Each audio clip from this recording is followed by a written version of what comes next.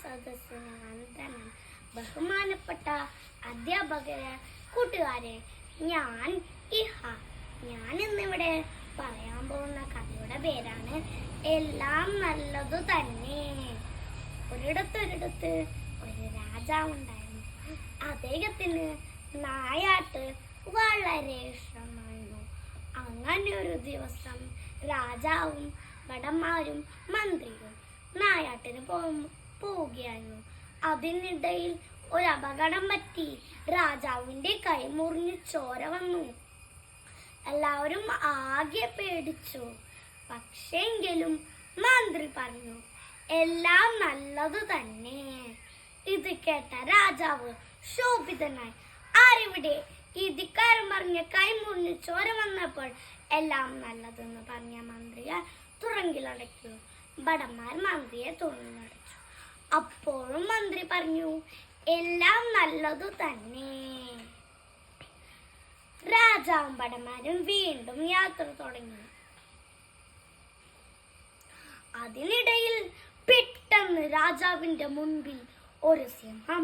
രാജാവും ഭടന്മാരും ആകെ പേടിച്ചു. ഭടന്മാർ മരത്തിന്റെ മുകളിൽ കയറി. രാജാവ് അവിടെ ഒറ്റയ്ക്കായി ബോധം കെട്ടു വീണു.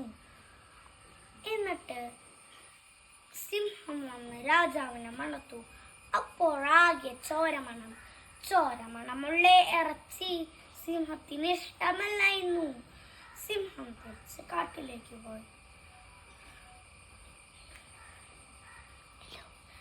എന്നിട്ട് രാജാവിന് ബോധം വന്നതിനു ശേഷം രാജാവ് ചിന്തിച്ച് പറഞ്ഞു,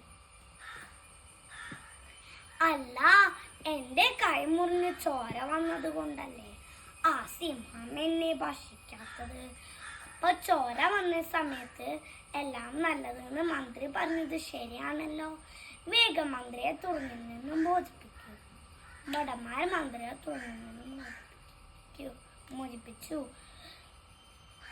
മന്ത്രി വന്നതിന് ശേഷം രാജാവ് മന്ത്രിക്ക് കുറെ വിലപിടിപ്പുള്ള സമ്മാനങ്ങൾ കൊടുത്തു. എന്നിട്ട് സംശയത്തോടെ ഒരു ചോദ്യം ചോദിച്ചു, അല്ലയോ മന്ത്രി, താങ്കൾ എന്തിനാണ് താങ്കളെ തുറങ്ങിലടച്ചപ്പോൾ എല്ലാം നല്ലത് തന്നെയെന്ന് പറഞ്ഞത്? അപ്പോൾ മന്ത്രി ചിരിച്ചുകൊണ്ട് പറഞ്ഞു, എനിക്കാണെങ്കിൽ മരം കയറാൻ അറിയില്ല, എന്റെ ദേഹത്താണെങ്കിൽ മുറിവില്ല. താങ്കൾ എന്നെ തുറങ്കിൽ അടച്ചില്ലെങ്കിൽ എന്നിൽ ആ സിംഹം എന്നെ ഭക്ഷിച്ചേന്. ഇത് കേട്ട് എല്ലാവരും കൂട്ടച്ചിരി ചിരിച്ചു. അപ്പൊ കൂട്ടുകാരെ, നിങ്ങൾക്ക് കഥയിൽ നിന്ന് എന്താണ് മനസ്സിലായത്? നമ്മുടെ ജീവിതത്തിൽ എന്ത് കാര്യം സംഭവിച്ചാലും എല്ലാം നല്ലതെന്ന് മനസ്സിൽ ഉറപ്പിച്ച് പറയാൻ കഴിയണം. നന്ദി, നമസ്കാരം.